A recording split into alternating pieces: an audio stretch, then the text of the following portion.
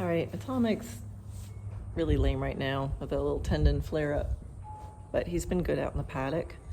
But I need to go run some errands, so I'd love for him to be in the stall while I'm gone.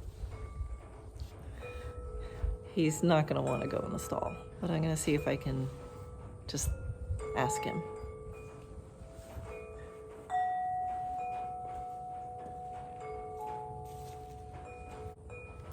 Okay, so I could put a halter on and lead him into a stall, and that would be perfectly fine. He wouldn't fight me. I could even ask him to come in at liberty by calling his name and drawing him in and directing him in at liberty, and that would be fine also. But a lot of times with my horses, I experiment and explore how much I can just put the message out there and then give them the time they need to agree and to decide to do it. So this is something that we often don't allow time for as humans. We're on a schedule, we need it to happen now.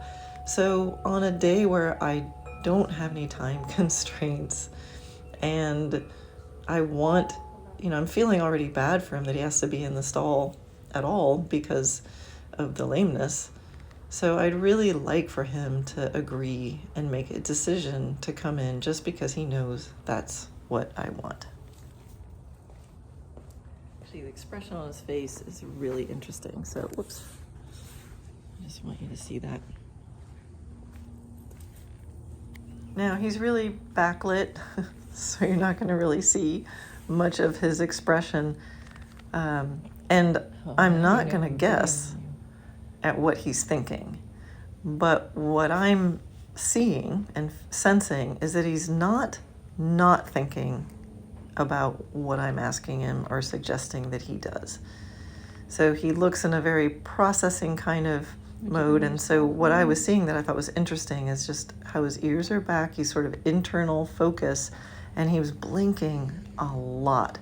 And I know this horse very well, and I know the face he makes when he's trying to figure something out. So he'll make this face if I'm doing some tricks or puzzles with him, and he'll stop for a minute and he'll do this face.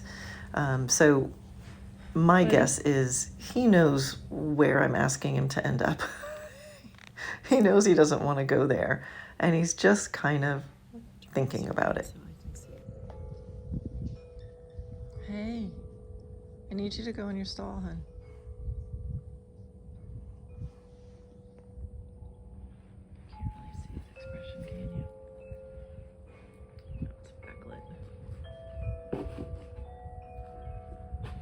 Buddy, would you go in your stall?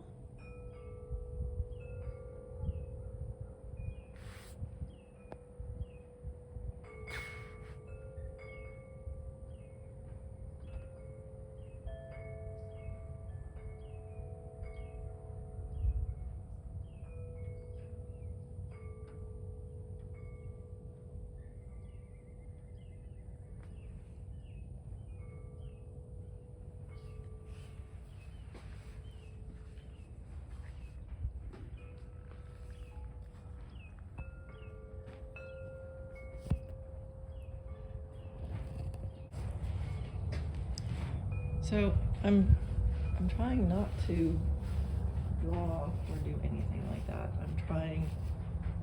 I'm trying to really just ask him. And in a second, you'll see when I approach or just get a little closer, he looks away. That's a pretty clear message. When I retreat, he brings his head back to center. So in my mind, he is not yet agreeing with the idea of going in a stall, and I don't want to make him go.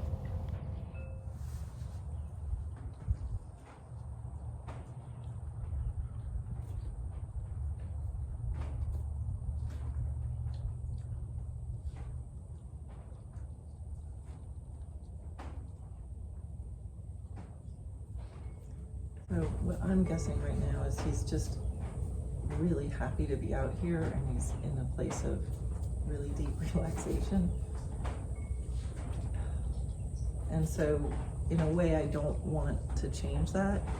He's been in a stall, with just some hand walking until the inflammation flare-up calms down. But I also know he needs to move. But I also know I don't want the other horses to run by and then have him move more than he needs to right now.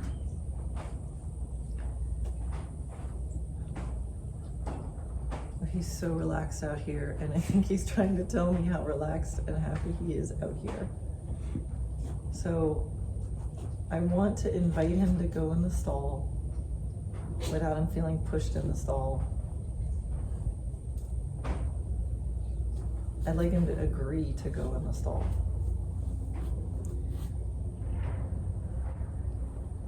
And he's so deeply resting right now. So yeah, here's the thing, right?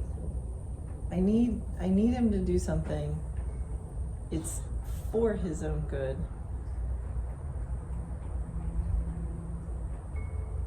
How can I do it like a friend? And this is a horse who is normally highly interactive. So the fact that he's not interacting and he's kind of like not acknowledging me is pretty significant. But in a moment, there's an opportunity for interaction, and that shifts the whole dynamic.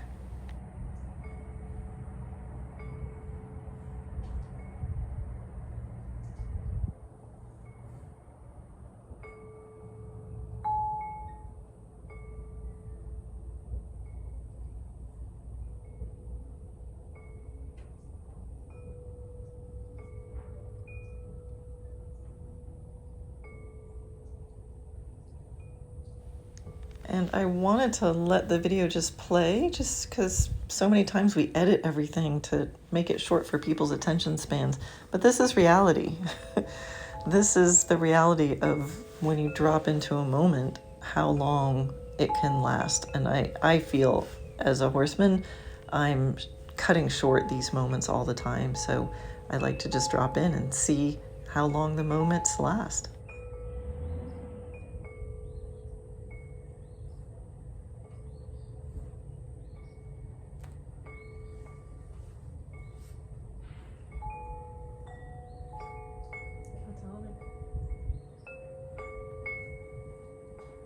My heart to interrupt this moment. Atomic.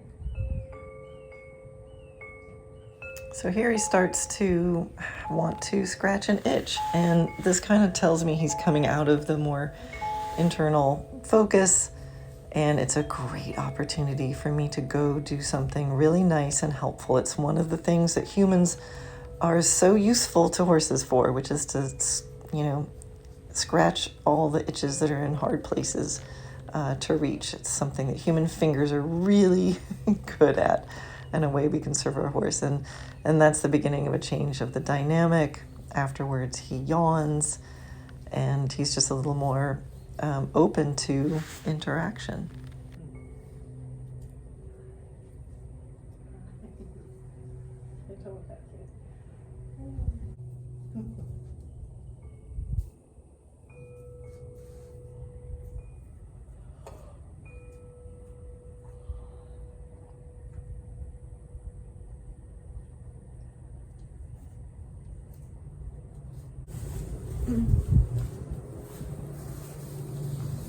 Atomic, would you come in the stall? I really need you to.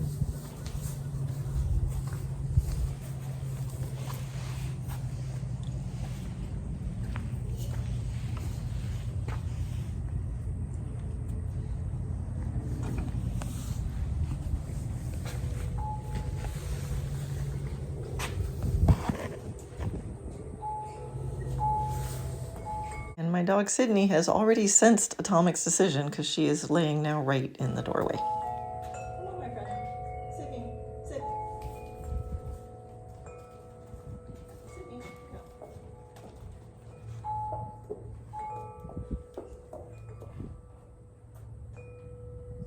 Thank you so much.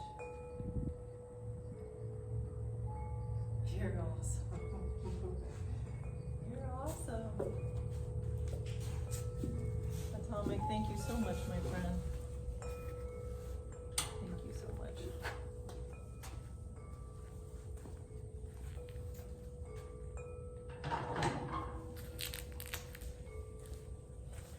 So no pressure, no reward, just a request. They know exactly what we mean. Thank you, my friend. And after I come back from my errands, we'll go back outside, okay? Oh my God, I love him so much. Errands. So in some ways, this is no big deal. I could have just walked him in the stall. He would have been fine. I'm not using some magic telepathy. I'm just thinking about my horse's experience and how different it feels. I know how different it feels to me, especially if there's something that I don't really want to do. If I'm just given a minute to come to the point where I'm like, okay, I'll do it. And I get the opportunity to cooperate rather than just to always be put different places without a choice and without the opportunity to cooperate.